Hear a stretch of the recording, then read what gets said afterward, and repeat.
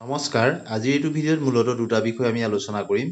৫৫৫০টা পদৰ final merit list যিহেতু ৬ নৱেম্বৰত ঘোষণা হ'ব বুলি মুখ্যমন্ত্ৰী মহোদয়ে তেওঁ যোৱাকালি মন্তব্য প্ৰকাশ কৰিছে। গতিকে ফাইনেল মেৰিট লিষ্টত কিমান কমাৰ সম্ভাৱনা আছে কাট অফ আৰু লগতে ৪৫০০ LPUP পদৰ শেহতীয়া স্থিতি কি। গতিকে ভিডিঅ'টো স্কিপ নকৰাকৈ আপোনালোকে শেষলৈকে চাব। প্ৰথমতে যোৱাকালি মুখ্যমন্ত্ৰী মহোদয়ে ৫৫৫০টা পদৰ ফাইনেল মেৰিট লিষ্ট সম্পৰ্কত কি কৈছিল আপোনালোকে অডিঅ' ক্লিপটো এবাৰ শুনি লওক। খুব সোনকালে এপইন্টমেন্ট হৈ যাব। ৬ তাৰিখে ফাইনেল লিষ্ট ওলাব।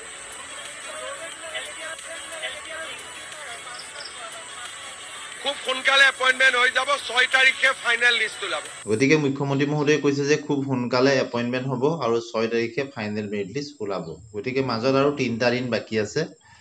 গতিকে বহুতেই আমাক সুধি থাকে কমেণ্ট ছেকশ্যনত যে ৫৫৫০টা পদত কিমান কমিব পাৰে। এই দুখন প্ৰভিজনেল মেৰিট লিষ্ট যিহেতু আপোনালোকে গম পাইছে, আৰু মাজত আৰু প্ৰভিজনেল মেৰিট লিষ্ট প্ৰকাশ পোৱাৰ সম্ভাৱনা নাই, ফাইনেল মেৰিট লিষ্ট প্ৰকাশ পাব। ইয়াৰ বাবেও বহুখিনি উইথড্ৰয়েল হৈছে, ছেল্ফ উইথড্ৰয়েলৰ ব্যৱস্থা হ'ল। সেই সম্পৰ্কতো আমি প্ৰতিদিনে ছেল্ফ উইথড্ৰয়েলৰ কাৰণে আমি ভিডিঅ' প্ৰস্তুত কৰিছিলোঁ, আপোনালোকে জানে, যাতে স্বতঃস্ফূৰ্তভাৱে প্ৰাৰ্থীসকলে ছেল্ফ উইথড্ৰয়েল কৰে। পৰৱৰ্তী সময়ত চৰকাৰৰ ফালৰ পৰা, শিক্ষা বিভাগৰ ফালৰ পৰাও SRD শিক্ষকসকলৰ ক্ষেত্ৰতে হওক বা GT PGT পায়ো LPUPত পোৱা শিক্ষকসকলৰ কাৰণে হওক, আৰু শেহতীয়াকৈ CTET পিটিশ্যনাৰসকলৰো 59 জন কেণ্ডিডেটৰ ক্ষেত্ৰত ষ্ট্ৰিক্টলি অৰ্ডাৰ দিয়া হৈছে আৰু তেওঁলোকৰ ক্ষেত্ৰত আজিলৈকে সময়সীমাটো আছে উইথড্ৰলৰ কাৰণে, আৰু তেওঁলোকক ফিজিকেলিও গৈ তেওঁলোকক DW অফিচত তেওঁলোকক ভিজিট কৰাৰ কাৰণে নিৰ্দেশনা দিয়া হৈছে। গতিকে এই যে 59 জন কেণ্ডিডেটৰ নাম প্ৰকাশ পালে তেওঁলোকক উইথড্ৰলৰ ক্ষেত্ৰত উইথড্ৰল কৰিবৰ কাৰণে, তাৰ ফলত ফাইনেল মেৰিট লিষ্টত কাট অফ কিছু কমিব। এতিয়া বহুতেই সুধি আছে যে কিমান কমিব। গতিকে আপোনালোকে ভাবক ৫৫৫০টা পদত আগত যিমানখিনি উইথড্ৰল হ'ল তাৰ ফলত দ্বিতীয় মেধা তালিকাত যথেষ্টখিনি পাৰ্থক্য আমি দেখা পালোঁ। জিলাভিত্তিক কিছু কিছু জিলাত কমিল, কিছু কিছু জিলাত বিশেষ নকমিল, একেই থাকিল। কিন্তু এইবাৰ যিহেতু 59 জন কেণ্ডিডেট, গতিকে কিমান কমাৰ সম্ভাৱনা আছে। যদি আমি চাবলৈ যাওঁ, কোনো কোনো জিলাত প্ৰায় একেই থাকিব আৰু কোনো কোনো জিলাত 0.1ৰ পৰা 0.05ৰ ভিতৰত কমাৰ সম্ভাৱনা আছে। গতিকে 0.01ৰ পৰা 0.05ৰ ভিতৰত থকা কোনো কোনো প্ৰাৰ্থী তেওঁলোকৰ কপাল ফুৰিব বুলি আমি কৈছোঁ, কিয়নো তেওঁলোকৰ নাম ডাইৰেক্টলি ফাইনেল মেৰিট লিষ্টত আহিব।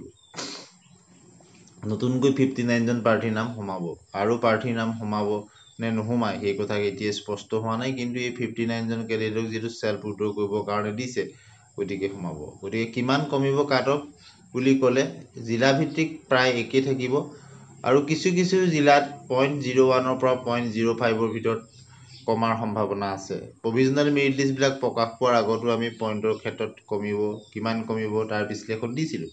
তেতিয়া বহুতেই আমাক সমালোচনা কৰিছিল যে ইমান কমকৈ কমিবনে, বহুতেই 2-3 কমিব বুলি কৈছিল। গতিকে আপোনালোকে বিশ্লেষণসমূহ চাব, আমি নিৰপেক্ষভাৱে নিস্বাৰ্থভাৱে কথাবিলাক যুক্তিসংগত আপোনালোকৰ আগত তুলিবলৈ চেষ্টা কৰোঁ। গতিকে এইবাৰো আমি কৈছোঁ যে বহু জিলাত প্ৰায় একেই থাকিব আৰু কিছু সংখ্যক জিলাত 0.01ৰ পৰা 0.05ৰ ভিতৰত কমিব। এতিয়া আপোনালোকৰ কিমান নম্বৰ কমি আছে বা কিমান নম্বৰ কম হোৱাৰ কাৰণে বা কিমান পইণ্ট কমাৰ কাৰণে আপোনালোকৰ নাম নাহিল প্ৰভিজনেল মেৰিট লিষ্টত, গতিকে আপোনালোকে কমেণ্ট ছেকশ্যনত লিখিব। আৰু ৫৫৫০টা পদত নাম নোহোৱাসকলৰ কাৰণে আৰু এটা সুযোগ আছে, কিয়নো ৪৫০০টো তেওঁলোকে আবেদন কৰিছে। এনে বহু প্ৰাৰ্থী আমি ব্যক্তিগতভাৱেও জানো যাৰ ৫৫৫০টা পদত আবেদন কৰোঁতে CTETৰ নম্বৰ কম আছিল আৰু তেওঁলোকে এপ্লাই কৰিছিল, কিন্তু পৰৱৰ্তী সময়ত তেওঁলোকে কেইবাবাৰো CTET দি যথেষ্ট ভাল নম্বৰ পালে আৰু ৪৫০০ত তেওঁলোকে আবেদন কৰি থৈছে, 100+ তেওঁলোকৰ মাৰ্কছ আছে। গতিকে তেনে প্ৰাৰ্থী ৪৫০০ত পোৱাৰ সুযোগ আছে। এতিয়া কথাটো হ'ল ৪৫০০ৰ ক্ষেত্ৰত শেহতীয়াকৈ মুখ্যমন্ত্ৰী মহোদয়ৰ মন্তব্য কি। গতিকে সেই মন্তব্যটো আপোনালোকে এবাৰ শুনি লওক। মই 2 এদিনতে ডেটবিলাক ঘোষণা কৰি দিম। আমাৰ ৰেণ্ডমাইজেশ্যন বুলি কয়, ৰেণ্ডমাইজেশ্যনৰ কাম চলি আছে। তাৰ পৰা পোষ্টিঙৰ কাম চলিব। প্ৰায় 10-15 দিনৰ এটা প্ৰক্ৰিয়া আছে। নৱেম্বৰ অক্টোবৰ মাহটো আমি কোনো কাম কৰিব পৰা নাই। সকলোৰে আপোনালোক সকলোৱে জানে পৰিৱেশ। নৱেম্বৰত আমি নিযুক্তিৰ প্ৰক্ৰিয়া আৰম্ভ কৰিম। ডিচেম্বৰত আমি শেষ কৰিম। এটা এটাকৈ আমি নিযুক্তি দি যাম। প্ৰথমতে LP, তাৰপিছত পুলিচ, তাৰপিছত gazetted officer, ADRE 3, ADRE 4, health, এনেকৈ প্ৰায় 35,000 নিযুক্তি পাম। 35,000 নিযুক্তিৰ বিষয়ে তেওঁ কেনেদৰে হ'ব সকলোখিনি কথা অৱগত কৰিলে মুখ্যমন্ত্ৰী মহোদয়ে। আৰু 4,500ৰ বিষয়ে সোধা এটা প্ৰশ্নৰ উত্তৰত তেখেতে কৈছে যে তেওঁলোক অনুৰোধ কৰা হৈছিল যে ইলেকশ্যনৰ আগত 4,500 লাগে। অৱশ্যে যথেষ্ট ভিৰ আছিলে, তেওঁ কথাটো ভালদৰে বুজি পালে নে নাপালে কি 4,500 কথা কৈছে, কিন্তু তেওঁ কৈছিলে যে ইলেকশ্যনৰ আগত নহ'ব।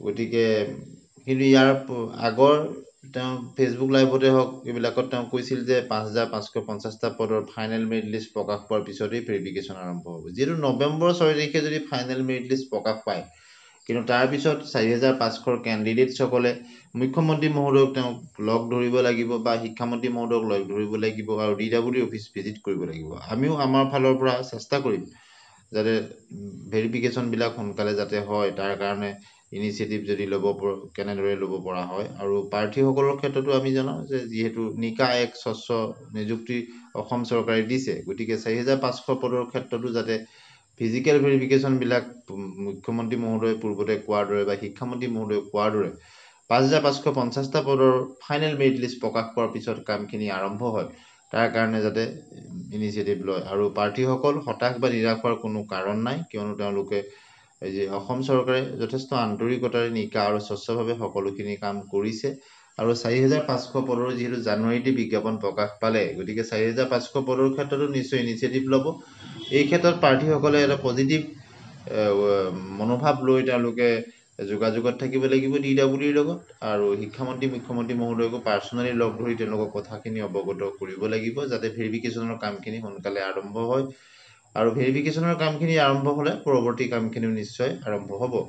আৰু নিযুক্তি কেতিয়া হ'ব সেই কথাটো যিহেতু নিৰ্বাচনলৈ বেছি দিন আৰু নাই, সেইকাৰণে প্ৰাৰ্থীসকল যথেষ্ট চিন্তাত আছে যে নিৰ্বাচনৰ আগতে হ'বগে নে নহ'ব।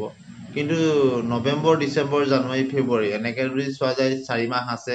মাৰ্চ মাহটোৰ কথা বাৰু আমি নকওঁ, এপ্ৰিল মে' মাহত যিহেতু পুনৰ 2026ৰ যি নিৰ্বাচন আছে, গতিকে 4-5 মাহ সময় আছে। গতিকে এতিয়া নৱেম্বৰ 6 তাৰিখৰ পিছত যদি কামখিনি আৰম্ভ হয়, যদি তীব্ৰ খৰতকীয়াকৈ হয়, নিশ্চয় সকলোখিনি কাম নিৰ্বাচনৰ আগতেই হৈ নিযুক্তি দিব পৰা যদি ইচ্ছা কৰে গভমেণ্টে নিশ্চয় দিব পাৰিব। এই ক্ষেত্ৰত সকলো নিৰ্ভৰ কৰিব চৰকাৰ শিক্ষা বিভাগৰ ওপৰত।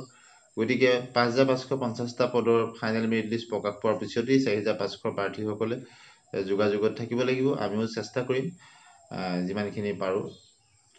এই ক্ষেত্ৰত আশা কৰা হৈছে যে 5,550টা পদত পইণ্টত কমি থকা প্ৰাৰ্থীসকলৰ 2-এজনৰ নাম পুনৰ ফাইনেলত আহিব। আৰু 5,550টা পদৰ ক্ষেত্ৰতো আমি যথেষ্টখিনি প্ৰতিটো ক্ষেত্ৰতেই আমি মাত মাতি আহিছোঁ নিৰপেক্ষভাৱে। ঠিক